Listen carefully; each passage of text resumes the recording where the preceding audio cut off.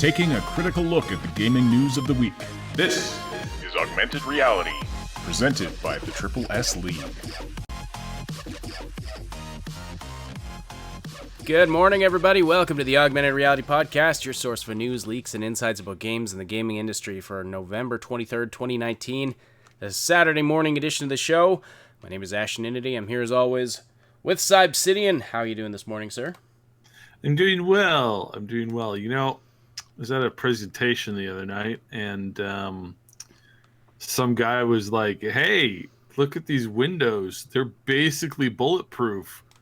Let's hit it with a stick." And then it basically shattered it. And then then they did it again just to really emphasize it.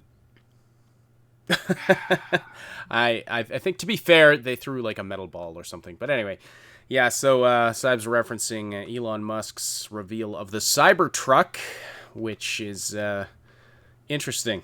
It's a very interesting thing. Mm-hmm. We'll get into that a little bit because it's connected to Cyberpunk 2077 in a bizarre way. Got some other news. We've got more info about Half-Life Alyx. The reveal trailer has come out, plus there's an interview with one of the programmers. So we've got a lot more detail about that game. So that's pretty exciting. It's looking awesome. I wasn't sure what to expect, but it looks fantastic. What else are we talking about today?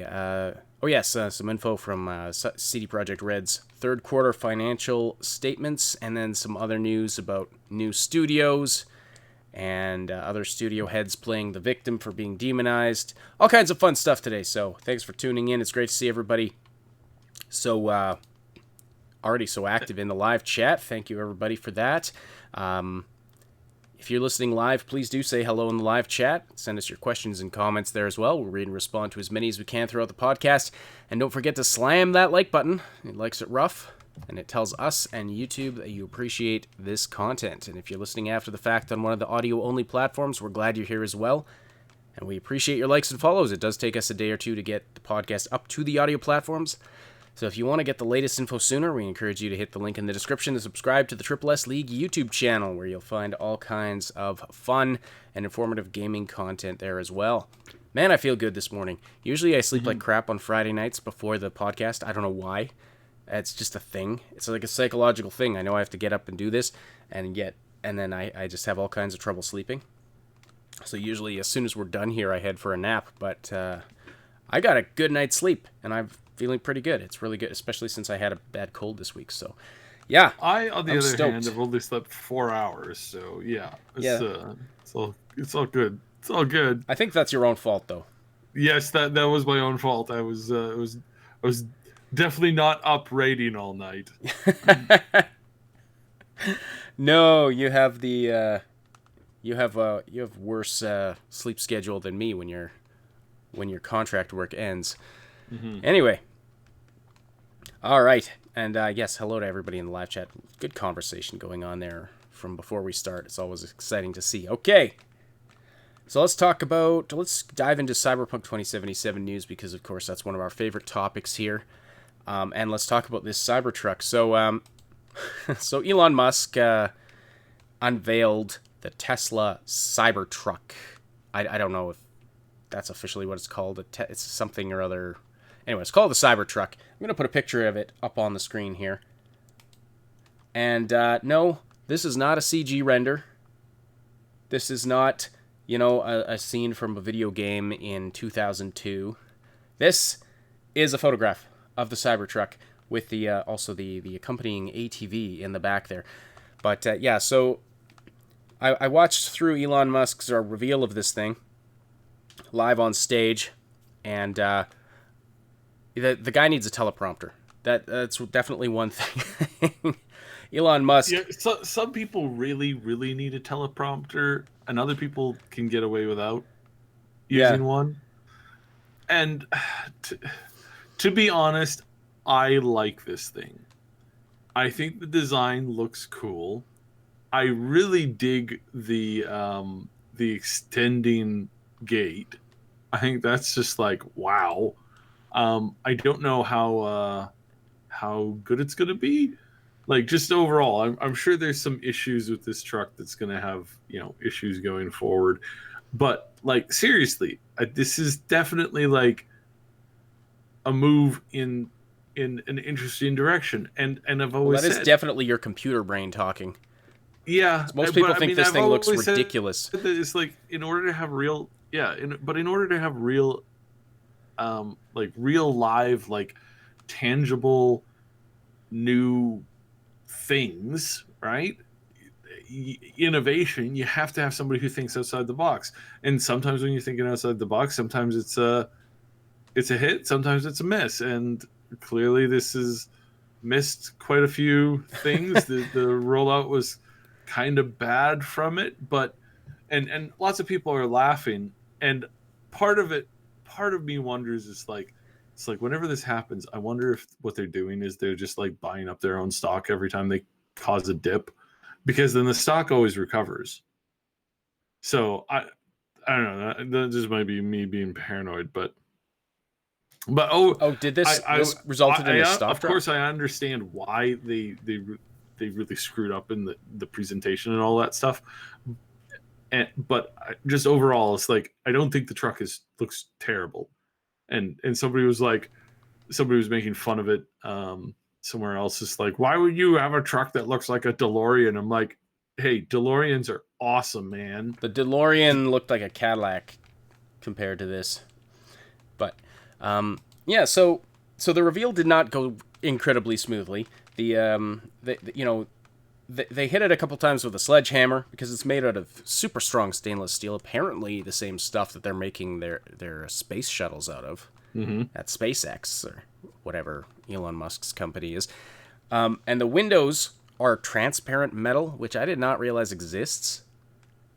Oh yeah. And they did a test with like a flat pane of glass dropping a heavy metal ball on it. That went fine.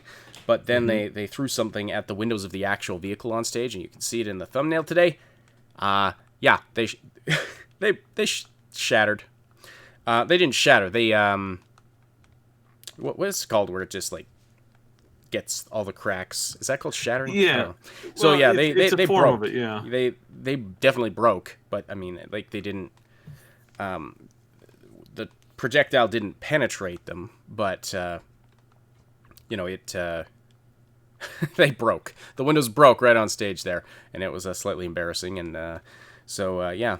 But I mean, Musk in his very, very dry humor kind of way just kind of talked around it, and of course, this reminded me of that sort of meme-worthy presentation done by Bill Gates. Yeah. With when he was demonstrating, it was either Windows 98 or Windows XP, something like that. Yeah, and demonstrating plug and play, and he plugged the thing in, and the computer went to blue screen of death live on stage at their Reveal Expo thing. That was hilarious. But anyway, so this thing looks like a vehicle model out of like a game from 1998.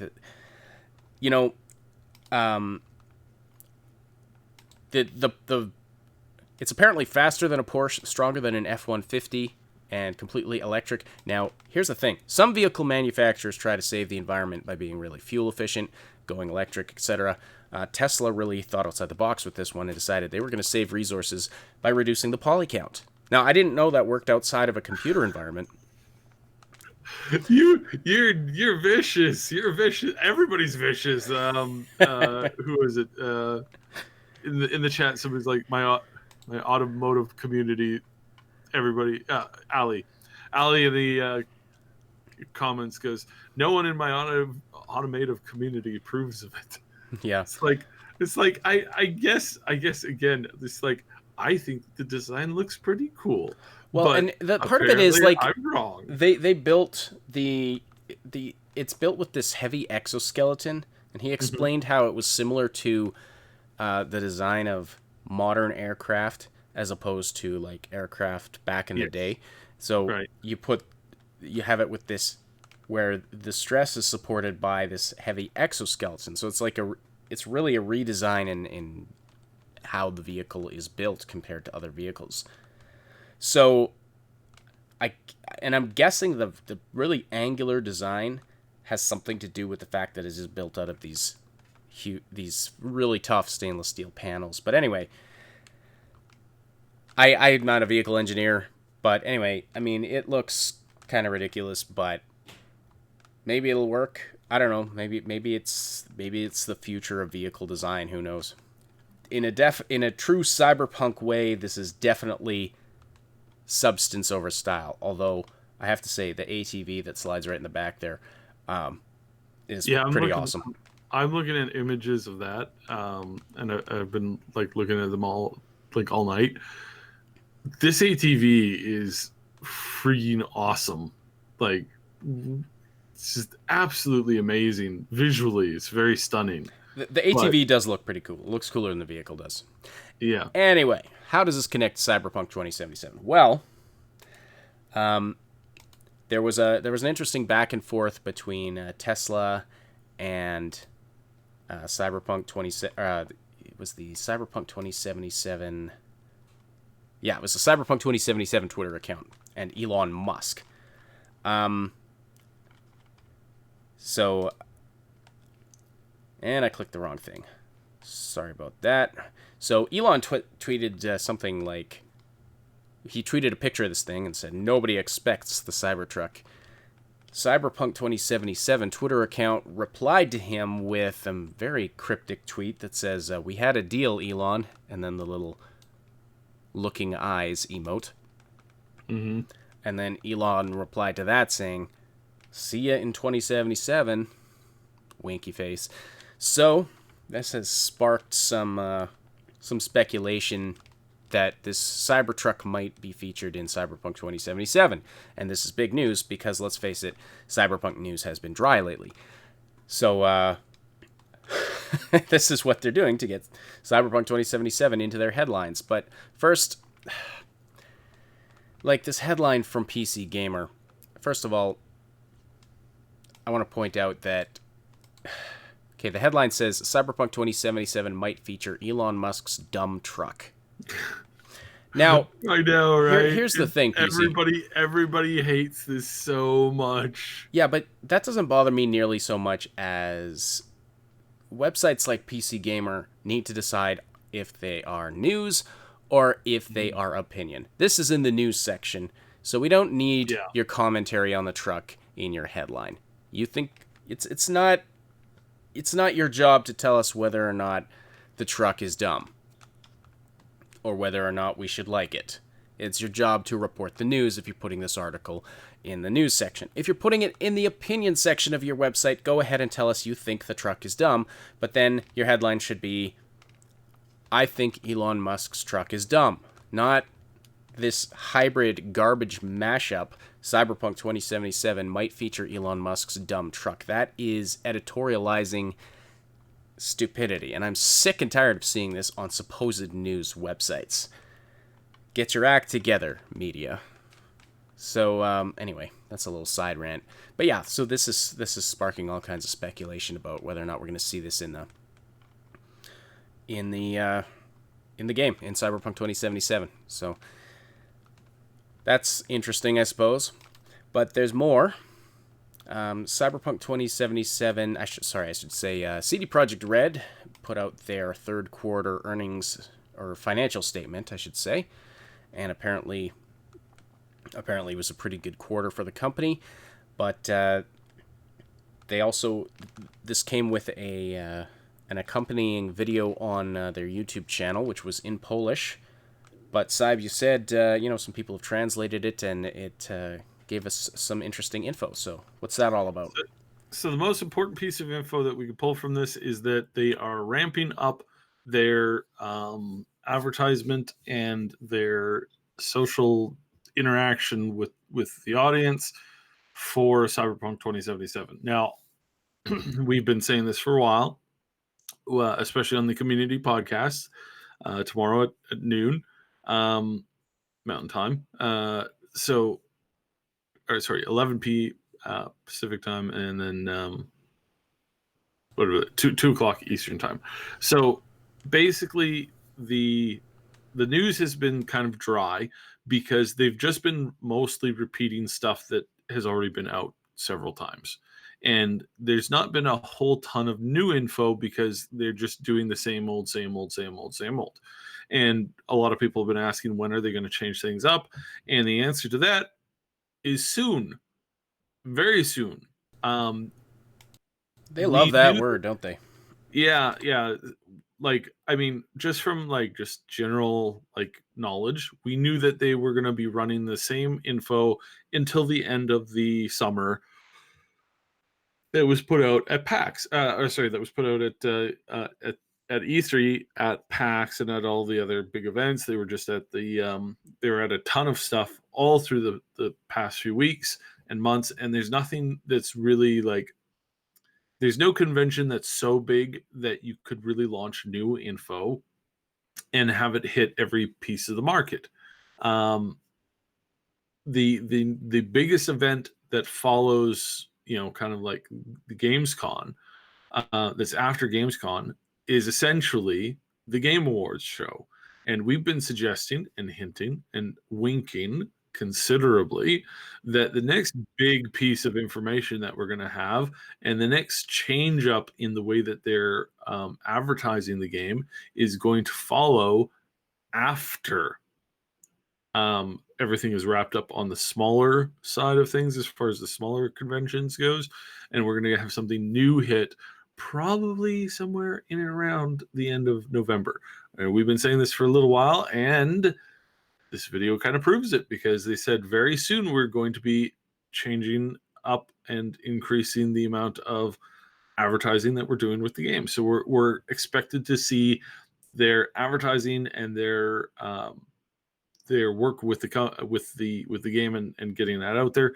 We expect to see that hit very soon, probably sometime next month. So this is really, really, really big, because like, we've been waiting for this for a while. Might not even be next month. It might be a little bit earlier, but basically between this week, obviously everybody's off. You got Cyber Monday, you've got Thanksgiving yesterday, Black Friday, all this stuff going on. Obviously not this weekend. However, new stuff coming soon, very soon. Mm-hmm. Right on, which is excellent. Maybe we won't get maybe we'll have some actual news rather than maybe this truck might actually possibly be in the game because of this cryptic Twitter interaction. I mean, we enjoy speculating about that kind of thing, but it's not much for a headline, Yeah. Anything more to say on that? So, like, just hold your horses as far as this game goes. There is obviously stuff that's, there's obviously going to be a lot of news coming out about it soonish. We're going to have a huge marketing campaign. We're going to see a big difference, and kind of like a kickoff to it here as far as the new direction, probably before Christmas. I would say most definitely before Christmas. Then just going to be brief lull. Then in January and February, things are really going to take off. And I mentioned this in the community podcast. I don't know if I mentioned it here or not, but one of the big reasons why they're doing it this way, like why they haven't been running ads and all that kind of stuff right now leading up to this holiday season, is because those are really expensive.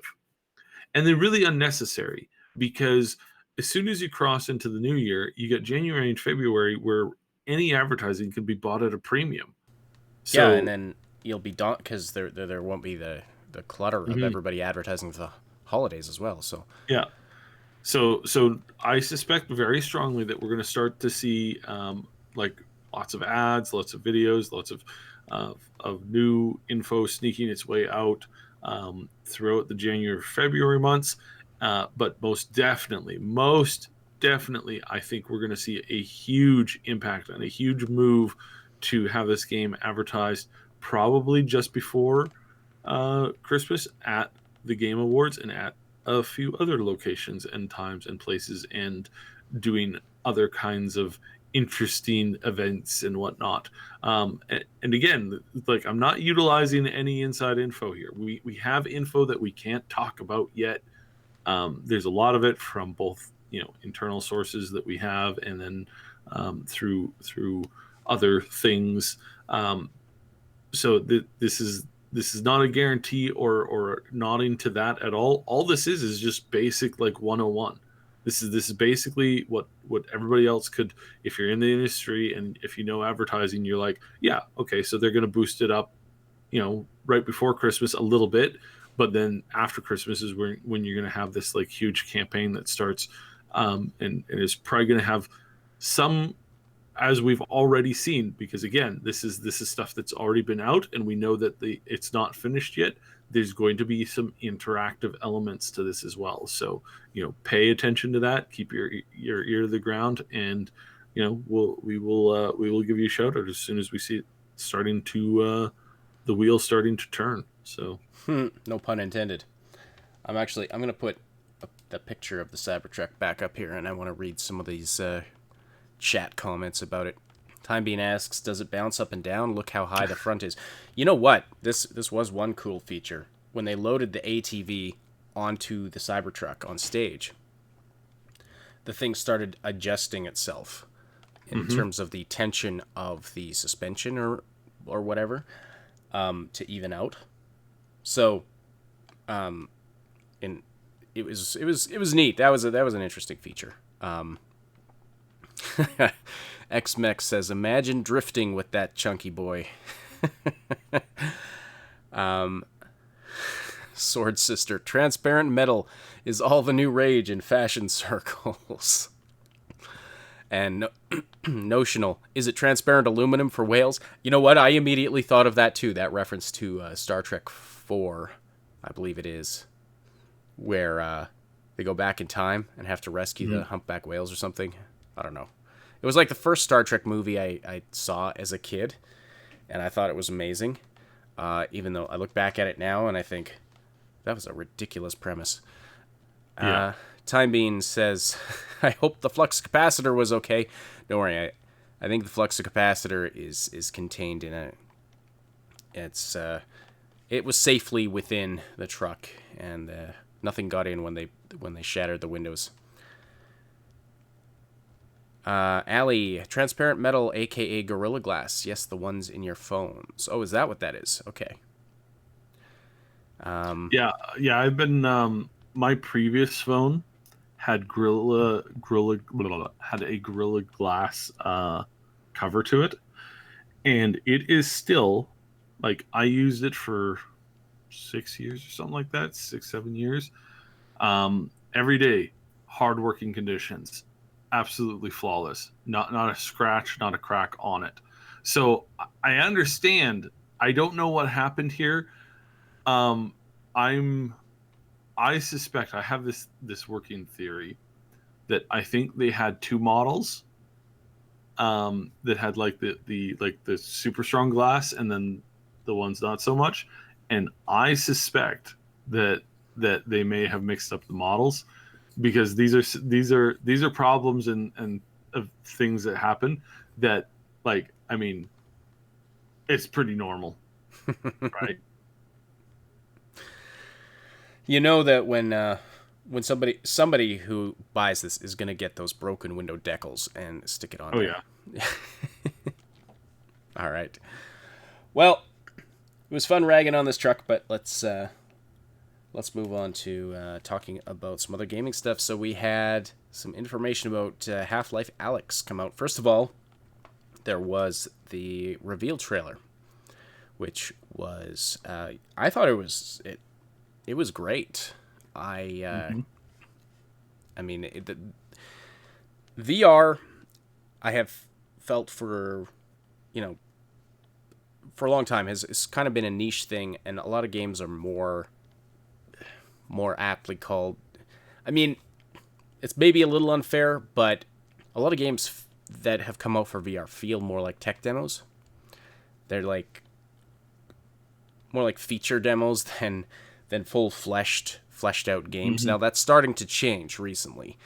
We've had fully fledged games come out, like the Five Nights at Freddy's VR, and various other things. But then there's also a lot of one of my daughters went to a one of the friends in her class had a birthday party at this VR place nearby. Ran Steam VR games, and the games were all like Job Simulator and other just random stuff. I was watching kids playing these games. I was like, well, it's cool, but yeah, like I can see why there's a market for a place like this where you just pay to go in and play games for an hour or two rather than buying the system yourself. Yeah. But that may be changing soon with games like Half-Life Alyx coming out, because this looks like a fully fledged game, which is what they were promising it would be, and it fully utilizes the VR mechanics. It is made for VR. It's not just like they are not releasing this for flat screens with mouse and keyboard support. Mm-hmm. This requires the VR system. Now, it is exclusive to Steam VR, but you don't need Valve's VR system to play it. Like, you can use any Steam-compatible headset and VR system. But the trailer, some things that stood out to me from the trailer is this game looks incredibly physics-heavy, which is cool. You've got things like hacking minigames that utilize your motion of your hands, that kind of a thing. The gravity gloves look like the functionality of them looks really cool. It looks like it's well utilized within the VR world, so you don't have to walk over and pick something up. You can just like aim at it and it sucks right into your hand. Plus, you can do cool things like there was one point in the trailer where she pulls something off of the belt of an enemy. And then there was another scene that stood out to me where she's got one hand pinned down on some kind of a computer console, and then is using the other hand to shoot at enemies that are coming at her, and having to lean one way or the other as the enemies are coming at her. So overall, looks really cool. So yeah, I'll get your impressions on the trailer, Cyb, and then we have an actual interview that was conducted with one of the programmers of the game. But yeah, what did you think when you watched that game trailer? Well, this is certainly a step up in quality as far as most VR games goes. It's a step up in tech. It's a setup in visuals for sure. On the visuals, like the game looks really, really good.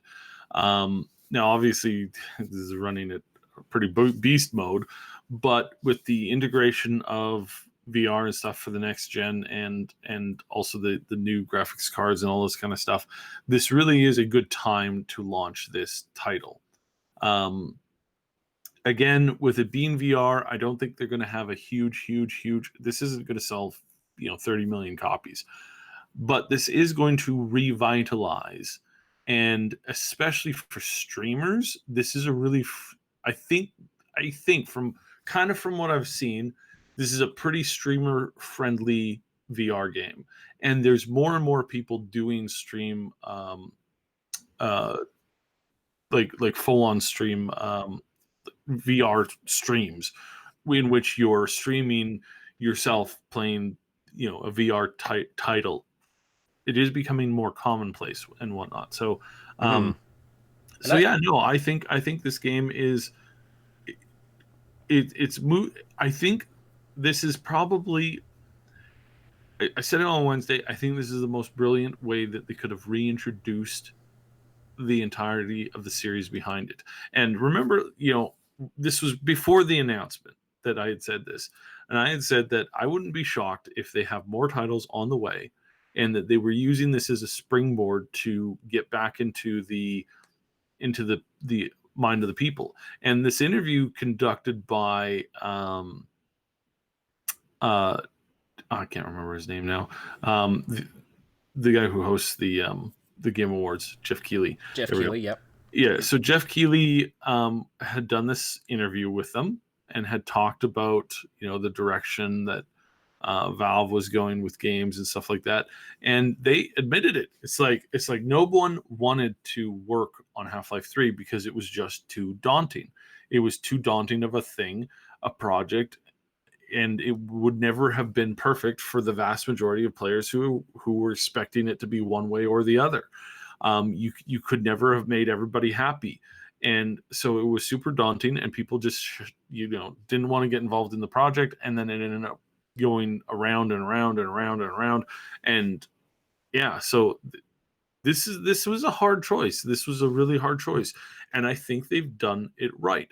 I don't think everybody's going to play this game, but I think a lot of people are going to watch it, and more people are going to be aware that it exists. And then when they do come out with the next one that's like, on the regular PC, because they've made this clear, more Half-Life stuff is coming. Yes, they They are have. now fully engaged with creating more content for this IP, and we've heard this before, but not confirmed by the people in these positions. Hmm. So this means that they're moving ahead on it, and this is really, really, really, really interesting. Hmm. By the way, you can see one of the gravity gloves in the thumbnail today on the left side there. Looks really cool. And also, originally, when I read about this, they were called the gravity gloves, as in like gravity, like grabbing something.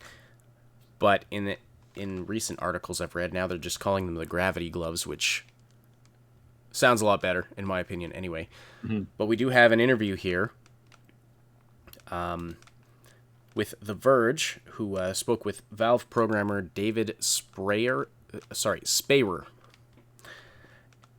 And here is they quote Valve's actual description of the kind of gameplay you should expect. Lean to aim around a broken wall and under a barnacle to make an impossible shot. Rummage through shelves to find a healing syringe and some shotgun shells. Oh, and there's a pretty neat shot in the trailer where she actually picks up a single bullet and loads it into the gun.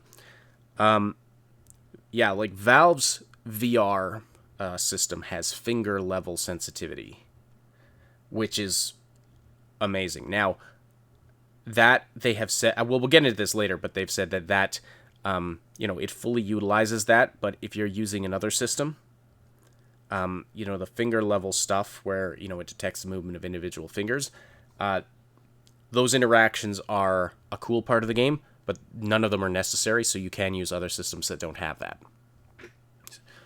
Manipulate tools to hack alien interfaces. Toss a bottle through a window to distract an enemy. Rip a head crab off your face and throw it at a Combine soldier. Head crabs. I love head crabs so much. They are just, the thing of nightmares and horror. And yeah, I've always wanted to do like a video series where, it's like the friendly head crab meets the alien face hugger, and they have interesting conversations, and they deal with the protagonist, and the protagonist every minute the protagonist turns around, they're getting ready to jump her, and then she's like, oh no you don't. They're like, oh shucks, like you caught me trying to rip your face off, or implant you with alien DNA for it to explode out of your body. You scoundrel, you. It's almost as stupid as that concept of like me, making Diablo, making it G for everyone. You have way too much time on your hands these days. So, a couple things about this that David Spayer confirmed. It is not a side story nor an episodic one. It is the next part of the Half-Life story in a game around the same length as Half-Life 2. And while it does take place before the events of Half-Life 2, we actually recommend that you play through Half-Life 2 Episode 2 before you play Half-Life Alyx, for reasons that will become clear as you progress. Very interesting. Yeah, and this kind of lends this kind of is lending the fact that they have a lot more planning, because if you play that game fresh, and if you have the chance to experience again and experience the story, then everything moving forward will be reminded to you, and you'll be able to kind of go with the flow of it. So yeah, no, I think we're going to be seeing a lot more from Half-Life, and we've we've been kind of like expecting it, but it's literally a meme to say, oh yeah, it's coming, right? It's never Yeah. Well, this is a good. materialized. I'll just read So his full yeah, response to that question because this reporter from The Verge asked him, "Does this mark a full return to the series, and should we expect more?" And he said, "Yes." yeah, It's probably no surprise that many people at Valve have been wanting to get back to the Half-Life universe for a long time, and this experience has only reinforced that. In the process of creating Half-Life Alyx, we've had to explore new ways to tell stories with these characters and this world, and we've discovered a lot of new gameplay experiences that go beyond what we've been able to do before. Of course, we'll have to wait and see how people react. How people react to Half-Life Alyx once it's out, but we'd love to continue pushing forward. That's a direct quote, so sounds like they definitely have plans for future games in the series, which is awesome. Valve says you will need a VR headset to play. We covered this a little bit, because Half-Life Alyx is expressly designed for virtual reality, but you won't need to buy the company's own Valve Index. The Oculus Rift, the Oculus Quest with the new Link cable, the HTC Vive, and even Windows Mixed Reality headsets should work. But there will be advantages to using the Valve's Index VR controllers. Some fun but not required interactions will be available, with that full finger articulation like I explained earlier. And also Valve says you'll be able to play it sitting or standing with 3 different VR movement styles. The teleport mechanic, where you aim a wand and then poof over there. The analog stick, which I guess would just let you walk around. And a shift mechanic, which they say sounds intriguing, but they don't explain what it is. Mm-hmm. Also, somebody mentioned modding in the chat earlier. Valve says that the game, built on the Source 2 engine, will provide a set of tools for anyone to build their own new levels. yes, brilliant. This is probably the biggest evolution that Steam has had, is the integration of modding. Almost every game in their library has the possibility for modding because of the way that they set up their communities. Not every game obviously has modding, but they set it up in such a way that it's available, right? And it's decent. I mean, Nexus is still better because of how they integrate their stuff, and also Vortex. I gotta say, Vortex, the new modding tool for Skyrim, for every game, but especially for Skyrim and especially for Fallout 4, so much better. So much better. It's so easy to use now. If you were confused by how to clean dirty edits and how to import your mods and how to do all this stuff that was really convoluted, confusing. You had to do mod orders and install in proper orders and all this kind of stuff. I gotta say, Vortex simplifies the whole process. It's the new modding tool, or modding program for your for any games that the Nexus has.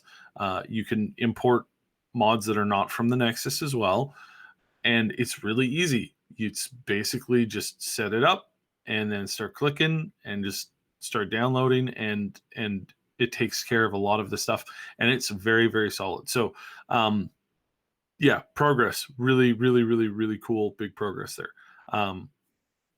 So however, little off topic. As far as Steam goes, this is a good sign because what they're doing is they're inviting people to add content, to add stuff, to get involved in the process. Because again, I think again, as we've mentioned over and over and over again, innovation comes from outsiders. It does not come from most typically, it does not come from the big corporations, because they are incapable of that as far as it goes against their nature, and it goes against the system of how it's set up.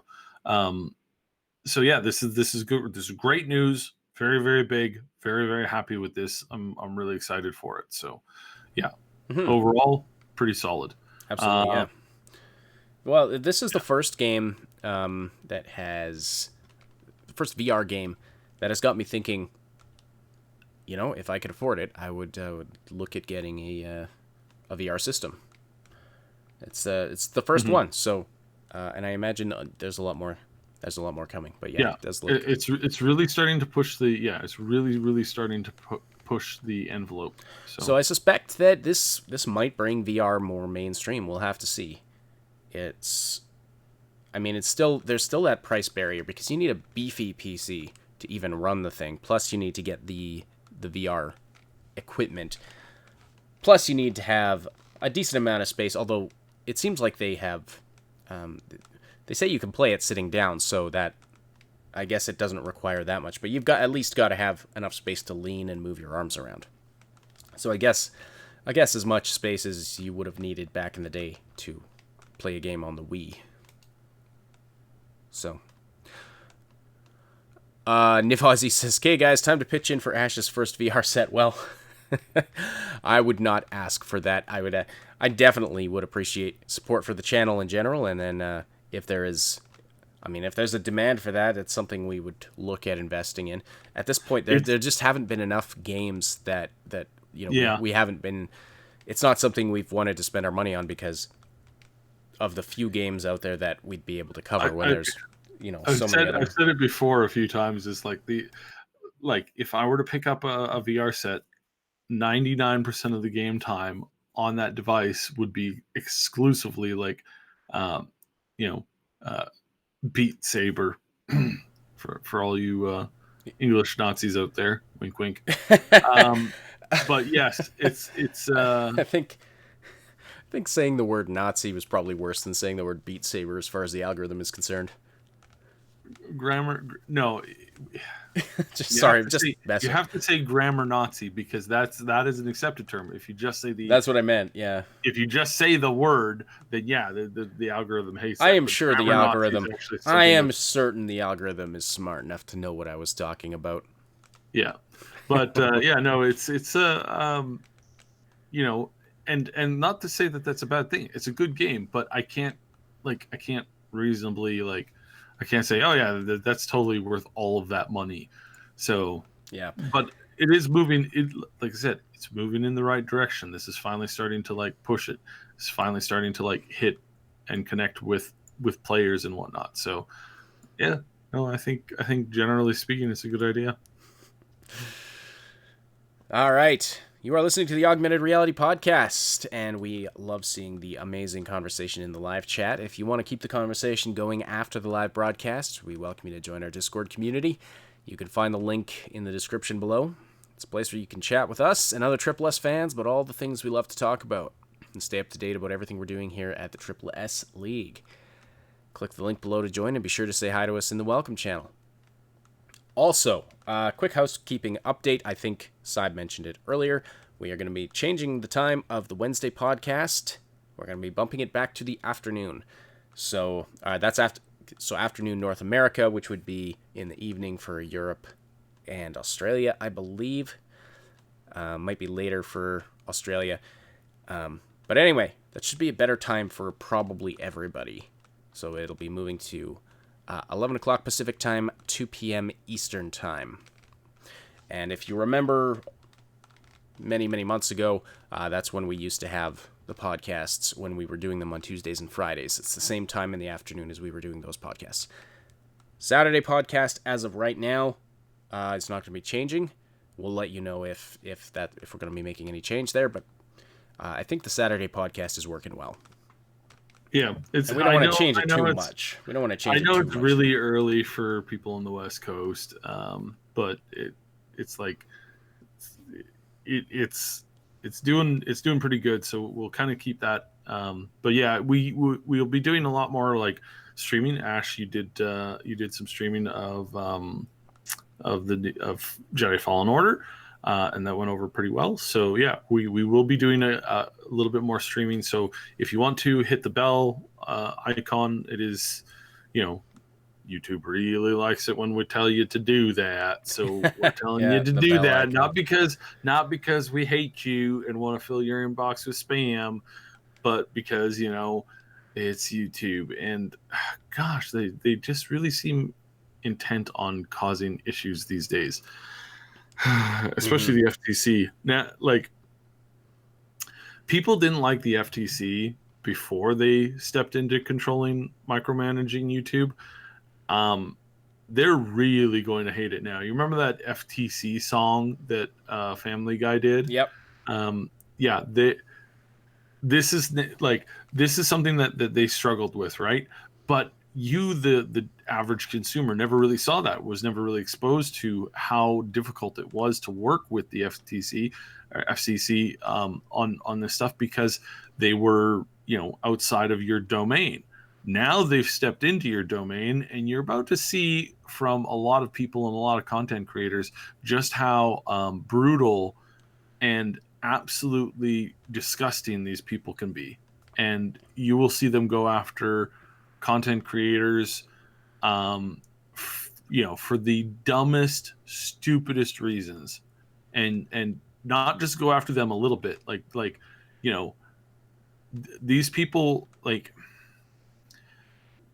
there's a lot of them that really don't have a really good handle on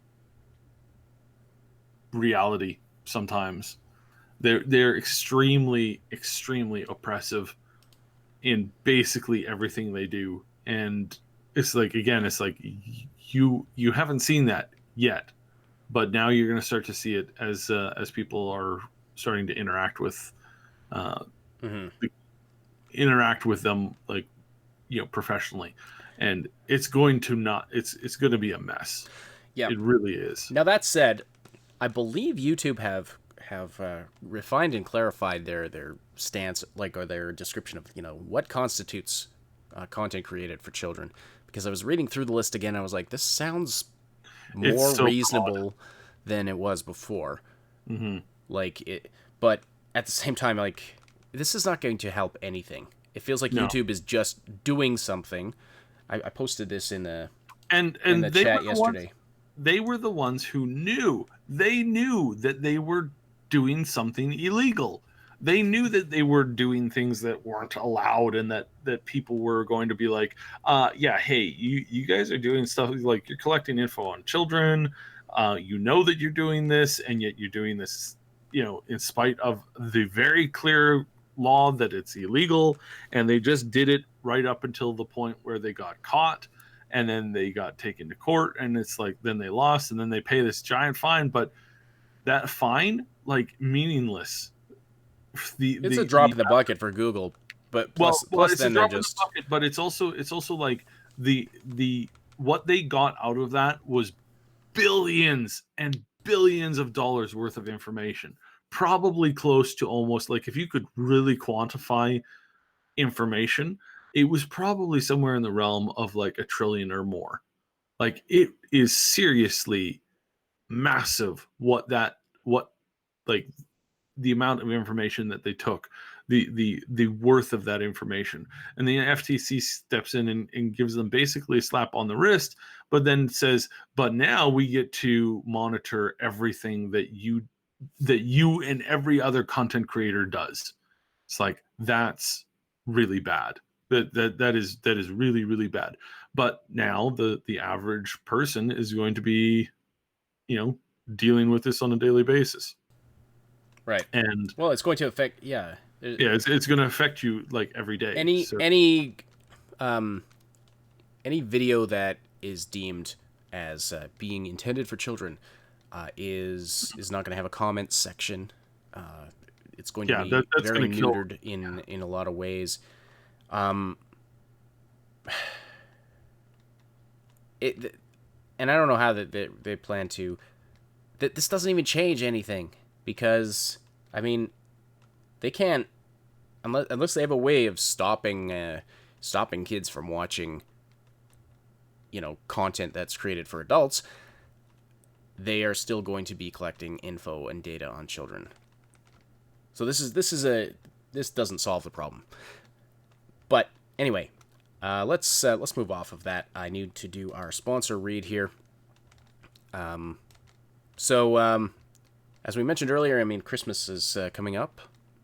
Holidays. If you're looking for, a place to do some Christmas shopping for that nerdy person in your life, even if that person is yourself, we recommend checking out the link in the description for Toink Toys. Use the link in the description. and that is that's an affiliate link that will help support the channel, you know, if you choose to buy something through the website. But Toink Toys, we're pretty impressed with this company. They have a great selection of awesome collectibles, costumes, games, household items, and more, all based on your favorite sci-fi, fantasy, and generally nerdy and geeky IPs. And one of the things that's on sale right now are, as I mentioned on Wednesday, the Harry Potter, the house-themed look-see boxes, which are basically, they're like mystery boxes, although they tell you what's in them, so you know what you're getting, but the person you give them to isn't going to know. But they have one for each of the 4 Hogwarts houses, and they all contain a journal, first of all, with a debossed cover with this sort of the house mascot logo on it, a magnet, a trinket tray, which I think is this plate thing. I'm not 100% sure. And also like a miniature porcelain tea set, and a variety of other things themed in whichever of the 4 houses that you want, basically. So if you have a Harry Potter fan in your life, find out what their favorite Hogwarts house is, and you can pick this up. It's more than 50% off right now. There's also tons of other stuff from your favorite, you know, gaming and movie IPs and various things, TV shows. Not all mystery boxes. They just have, you know, straight up items that you can buy. So definitely check this out. You know, we like this company, and it's definitely worth checking out if you're looking for some geeky paraphernalia. Okay.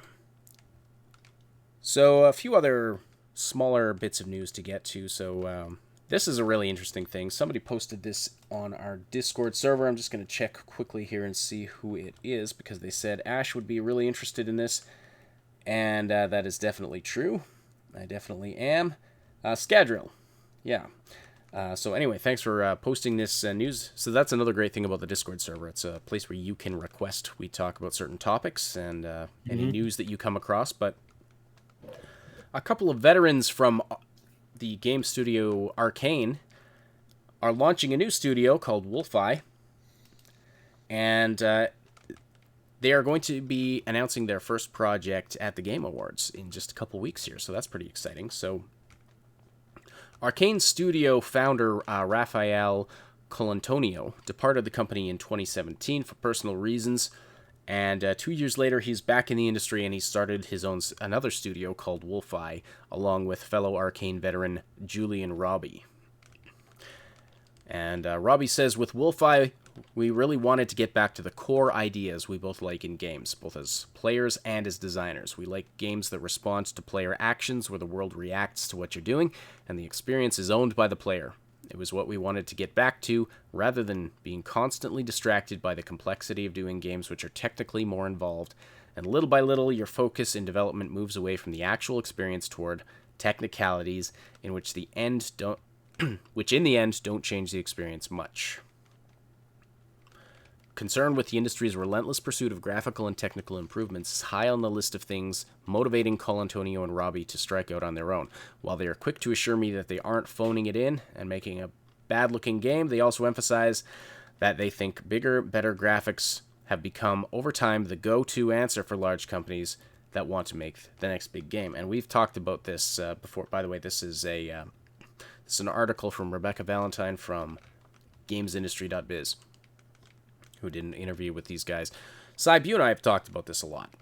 Mm-hmm. We have talked about the problems that arise with with big game companies. You have big budgets, but it comes with some downsides. It comes with management problems. It comes with there's this push toward just focusing on graphics and technology, but you're spending so much on this game that you don't want to take any risks, and you don't want to try anything new or innovative. And which is where, smaller studios and indie game developers are really a huge asset to the industry. And so it sounds like like Arkane is a great studio. I've loved the games that have come out of there. Loved Dishonored, loved Prey, which both of these guys had were involved in the development of those games. But it sounds like they had the same realization, and they wanted to sort of start over as a smaller company, and they now employ around 20 people. So, I was going to read this, but I'm going to skip that for the sake of time here. Yeah, he says it well here. The more you go into that kind of development, the less flexibility you have when making changes. In a world where making games is all about innovation, research and development, and trying things, that heaviness of graphics and production prevents flexibility, coming back on ideas, trying something else. Because everything is so expensive, the team is unhappy because you're changing direction.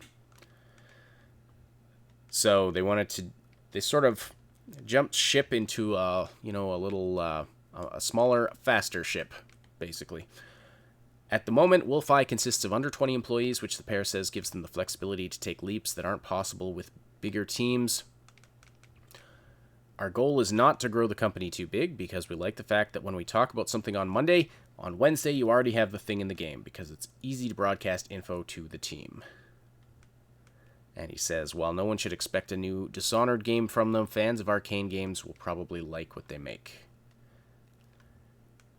Now, and he also says here, conventional wisdom dictates that you need large teams to make larger games. But we've seen recently very relatively small teams of people creating some pretty amazing things. Yeah. We saw that with Greedfall. We saw that with Kingdom Come Deliverance. Actually, I'm not sure the size of the team on that one, but I know Greedfall was made by about 30 people. Yeah.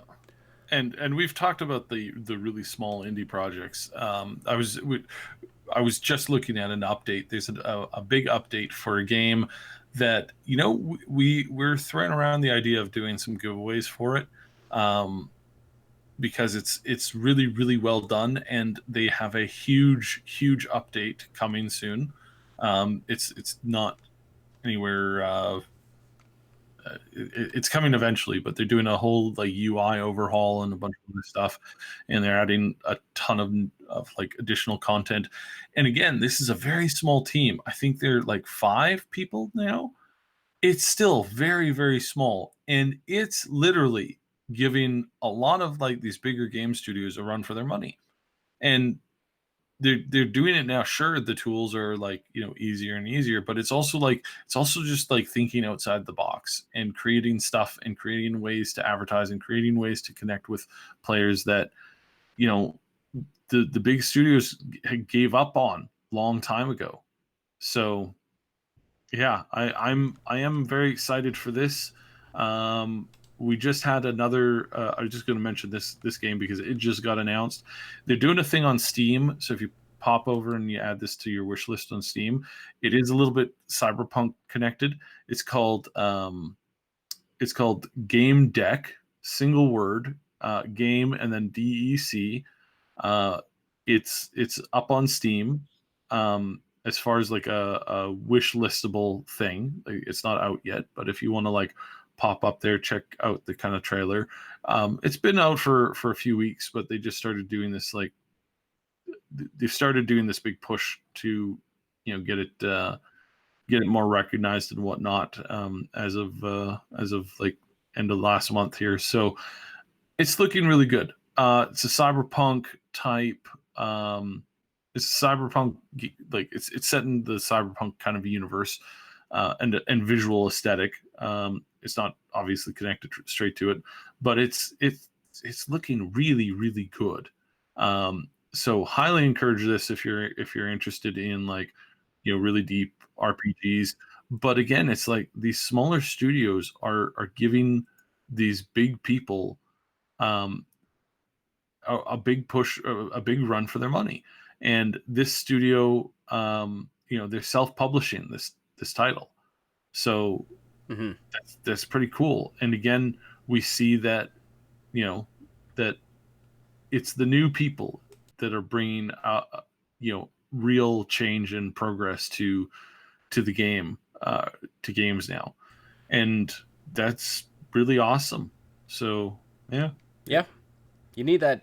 You need that fresh blood. You need those fresh ways of thinking to not Hmm. just get stuck into the old way of doing things. But there's also just so much bloat in certain AAA developers. Not all, but like we do see some who are doing it well. But I mean, you look at the debacle that was Anthem, and you can see where things can go wrong. And when they go wrong with a $500 million budget, they go really wrong. I mean, that's a huge amount of money just wasted, basically. So, anyway, WolfEye Studios will be announcing its first title at the Game Awards in December. So I'm excited to see that. I'm excited to see what they're working on. A couple other little things, not like we're kind of through with the huge news for today.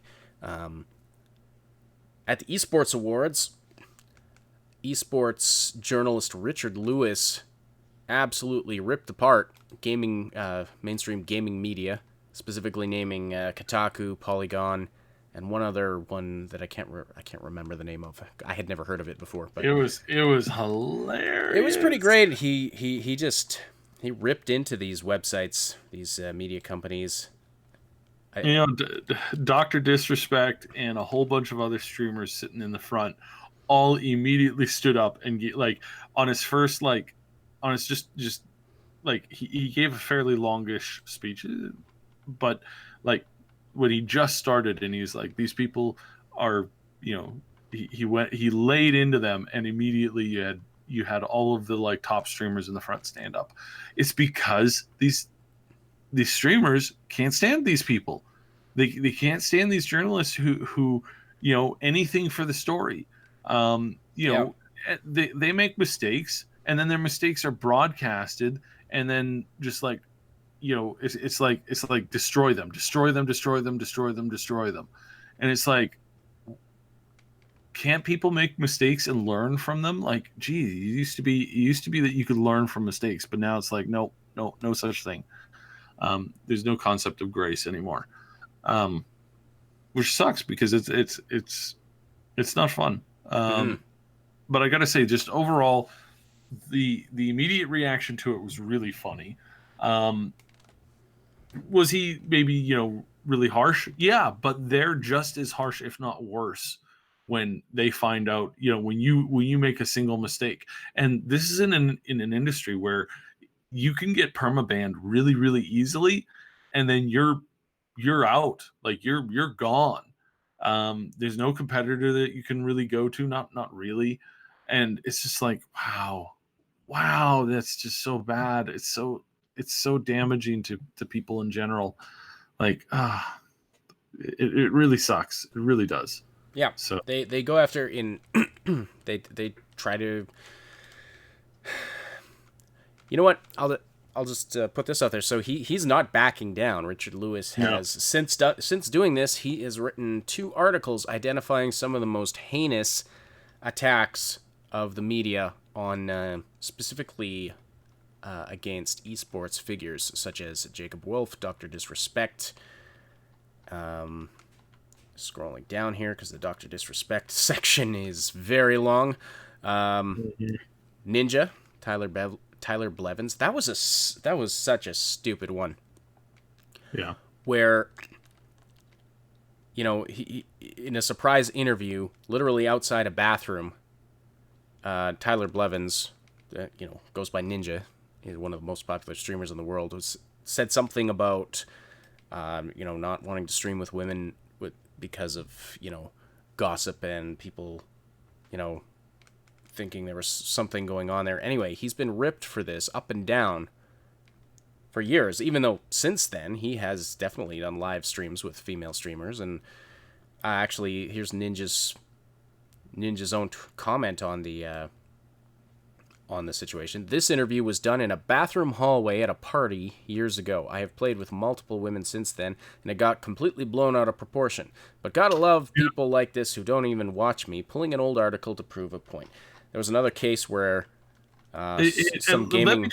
Let me just quickly comment on that. So really what happened there is, as far as I understood and as far as I was informed on, is that, that was just the preference of his significant other, was like, hey, can you not do that? Because, it's like, okay, he's doing something for his significant other, and is not relevant anymore in the present, but was relevant at some point in the past, because maybe this person suffered from a little bit of difficulty with with Jealousy. self Yeah. well, just self-worth Well, and whatnot. It's like when was it okay to suddenly, like, just to rip on people because of their general common insecurities? It's like, why is that a thing that we put up with? Why is this okay for them to do in this fashion and in this way? It's brutal, and it's like, geez. And it's obviously not relevant anymore. Like, she's either gotten past it, or they've come to some kind of an understanding, and that's good. That's exactly what happens in every relationship to every human that's ever existed. You just get past things. You deal with your insecurities, and you learn, and you progress, and you get better. And apparently, when it comes to these companies, it's like, no, that's not acceptable. Let's utilize this difficulty. Let's utilize the problems that people have and punish them for this. It's like, okay, why? Like, why is this a thing? Like, just seriously, it's really, really gross. It's really gross. So I was happy to see this, just in general, and I think, I think these streamers have a point. It's like, they're being brutalized and destroyed for things that are sometimes, not just, like, just massively taken out of proportion or taken out of context, and absolutely no, zero grace, zero ability for these people to be introspective. And yeah, it sucks. um Really good comments on this in the chat, guys. Thanks. Mm-hmm. Apparently Kotaku went after him again recently. I hadn't even heard about this one. Mm-hmm. Where he was pretending to he did a video where he was playing a he was like playing the role of journalists interviewing him, and he was portraying a female journalist at one point and had a wig on, and the wig fell off, and Kotaku put out an article calling him transphobic. And because that's what he meant, not that he's, like, doing a comedy shtick that's been around for. And then like his it's the title of this article: "The wig joke in Ninja's Mixer announcement sucked." That's the title of a Kotaku news article. Yeah, because again, it just boils down to clickbait. And I mean, there's a reason I don't go to these websites. You know, when we're looking at news to find stories for the podcast and stuff, I do not even look at Kotaku. I don't look at Polygon. There's several others where I'm just like, no, screw that. If someone links a story to, an interesting sounding story, and they link to like a Kotaku article, I will immediately look for it on a different website. I cannot stand Kotaku. Mm-hmm. And same with Polygon, same with a bunch of others. Occasionally, like, there's a lot of news websites I don't like, but unfortunately sometimes, like, I'm not a big fan of The Verge. But they had that interview with the guy from Valve. So, we read from that one today, but I mean, it's tough because you have to get your news from somewhere.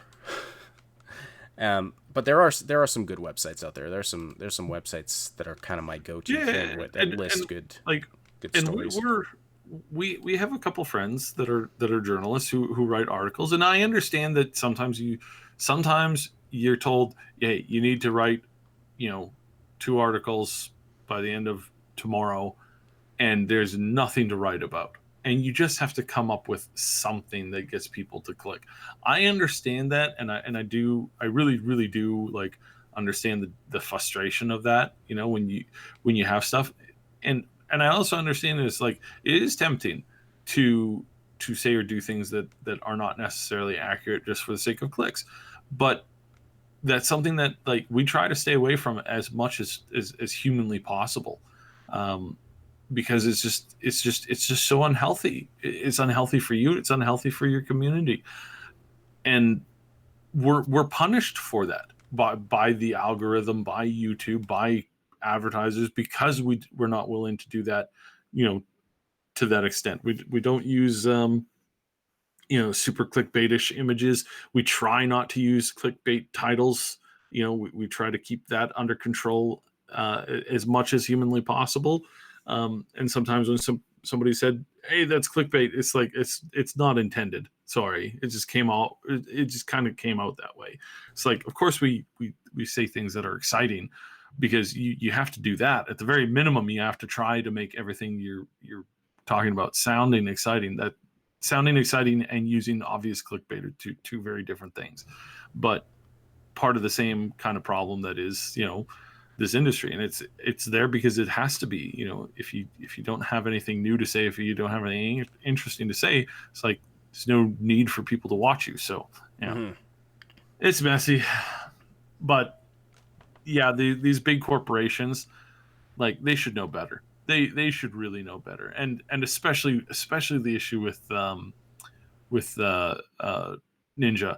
It's like it was clear from the get go that he was doing this as a favor at the time for his significant other, which that's very respectable, because again, that's not something that he was like.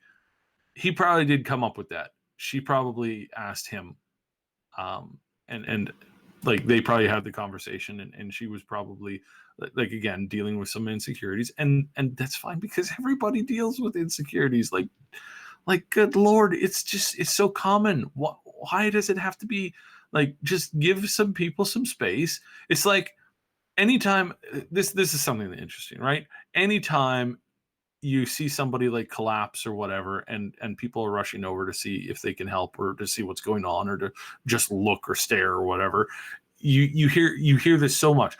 Give them space. Give them space. Why? Because it's really hard to recover when people are crowding in on you, and stepping on you. And that's what that's there for. That's why people say give them space, is because if you pull somebody who's drowning out of a river, and you've just done CPR, and they're just coming out too, it's like, this is not exactly, being surrounded by a big pack of people. It's frightening. It's difficult. It's overbearing.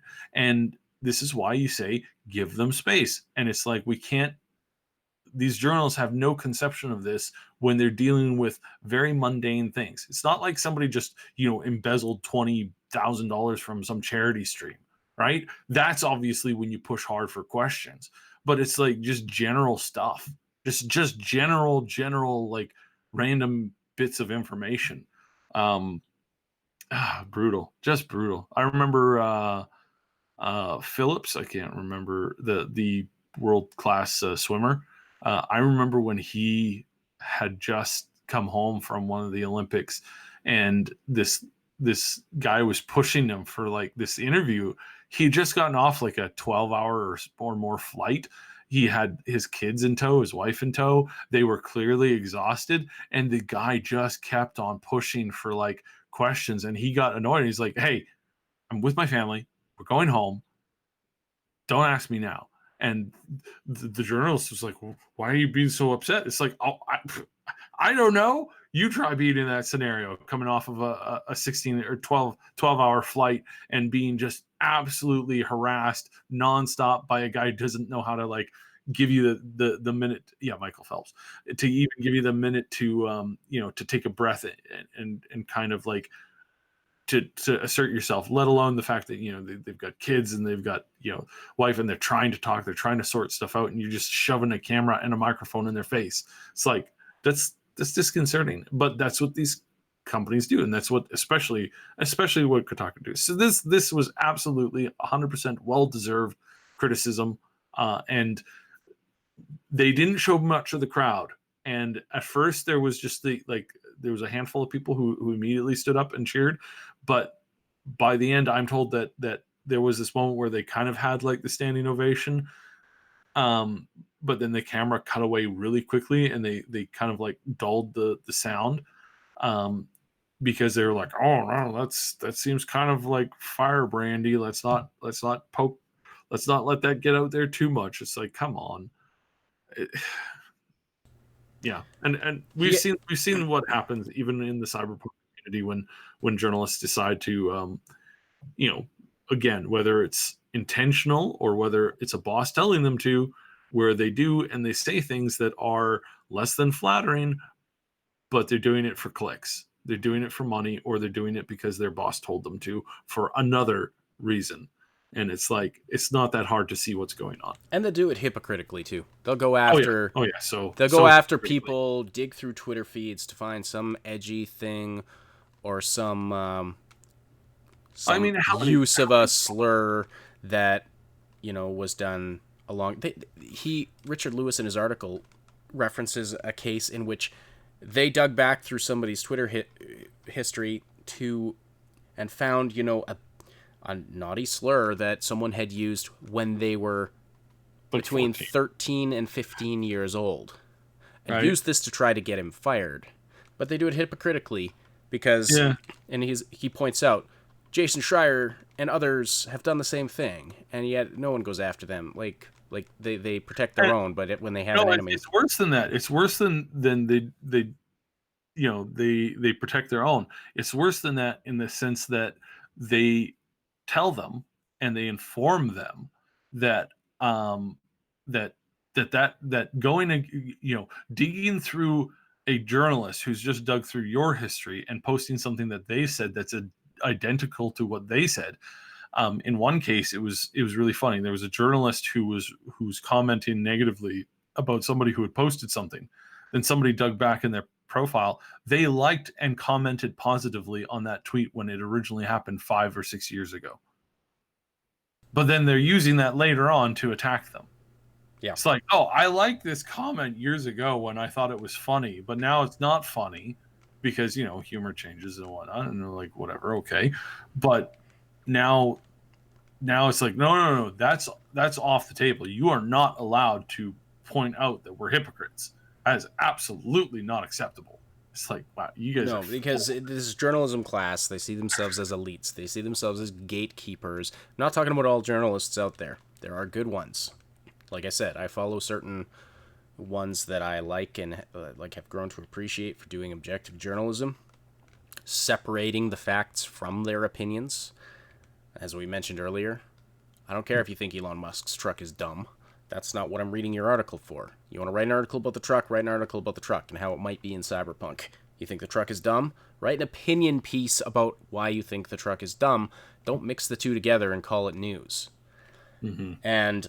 But it's gotten so bad lately with the journalism class seeing themselves as gatekeepers of information, and they don't like independent creators like us who give our own spin and our own take on things and try to be objective.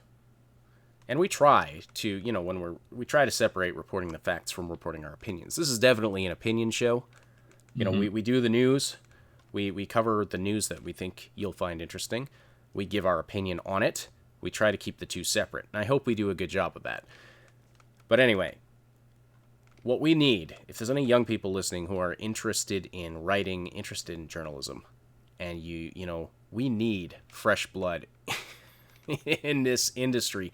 We need people who are committed to actually doing journalism with ethics and with an attempt at objectivity.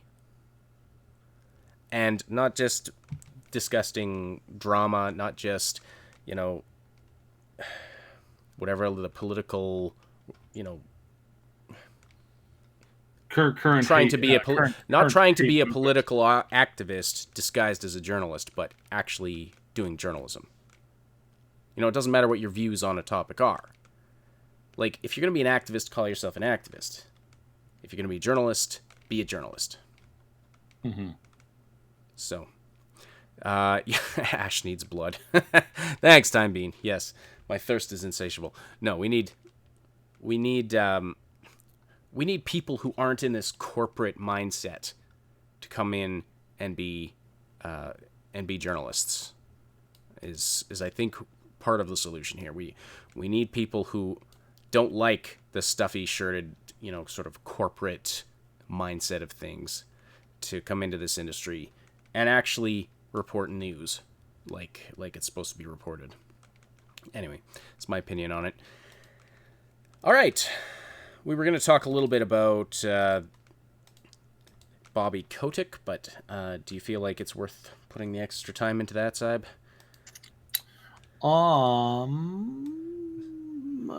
Yeah. Let's. So, Bobby Kotick is a.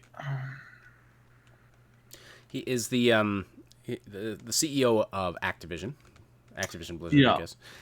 And in taking a page out of EA's book, he's kind of been playing the victim and talking about how it's unfair that he's being so demonized.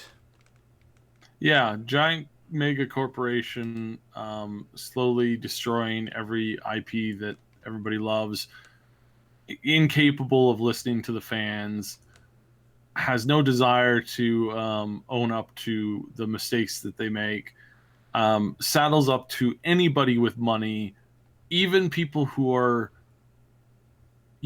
butchering millions of people right now, but just so long as their money's good, that's totally okay. Um, Absolutely disgusting on every level. Then it has the gall to say, "Oh no, it's just people are really, they're just really upset with me because of stuff, and it's really unfair.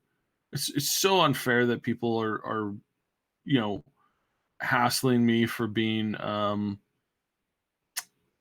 I don't know what's the word A greedy corporate overlord. a greedy corporate overlord that has like little to no ethics or backbone. It's like that's so unfair. It's like really. I think one of the funniest comments was he asked people to stop photoshopping horns onto his picture because think of what that does to my dating life when someone searches for me and that's the first picture that comes up. Well, okay. I wasn't going to say this. I was going to give you the benefit of the doubt, Bobby. But you know what? You know what really doesn't help your dating life is when you're hanging out with Jeffrey Epstein. That's probably not very healthy for your dating life. So let's just put aside that little thing. Like, good lord, that really pissed me off. It's like looking at that, going, dude, you were in his little black book. Okay? So let's not go on about that. Now, I'm not insinuating that he did anything. It was covered by another YouTuber that it's pretty much it was a platonic business thing, and this is somebody who collected everybody's information, who was anybody, everybody and anybody, and he didn't even spell his name right, so they weren't that close. But like, let's just avoid that kind of like that kind of stepping out there and saying, oh yeah, no, could people please stop doing this because it's really insulting to me. It's like, you have no ability for introspection, dude. Like, seriously. And again, this is somebody who's failed upwards. They have not. He has not ever made an accurately good call when it comes to games. He has failed and failed and failed and failed on projects that he's been put in charge of, and he's clearly failed. He clearly failed Destiny, because Destiny has done so much better now that they've left Activision. It's like, good lord, again. And the game is so much better because they stopped having to take orders from Activision. And they're not the only ones. So many people are leaving Blizzard right now, and I'm not talking little people. I'm not talking about the new low level employees. I'm talking about the long time 15, 20-year veterans of the company. 10 plus years working at the company, and they are leaving en masse right now. Why? Because they see the writing on the wall, and it's not very good, and they need to. It's oppressive to work there, and it's insulting to work there. Somebody said recently that they're working there, and it's like, they were in the coffee shop or something like that, and somebody walked up to them and like, "You work at Blizzard, right?" They're like, "Yeah." It's like, "Yeah." They're absolutely disgusting. It's like, "Oh, why are you telling me this now? My feelings are hurt because somebody crapped me out, while I was walking around because I work for a greedy, soulless company." It's like, yeah, what'd you expect? Like, don't go after these people. Definitely don't do that. That's not good. But it's like in the same way, it's like, geez, it's just like you're surprised that people are upset because you work for a company that finds money to be more important than ethics on any way, shape, or form. It's like, good Lord. It's gross. Mm-hmm. It's really gross. So, yeah. What do you expect, though? I mean, it seems to be a trend now. EA did this not long ago. I don't know why everyone says I'm the evil company. Well, stop being evil. Tara K, that's really funny. That is really funny. Oh, that's good stuff. So yeah, all right, yeah. It's always it's always lovely, hearing billionaires whine about how everybody's being unfair to them. Those of us who are scraping by to make a living, we just love that. We love that a lot.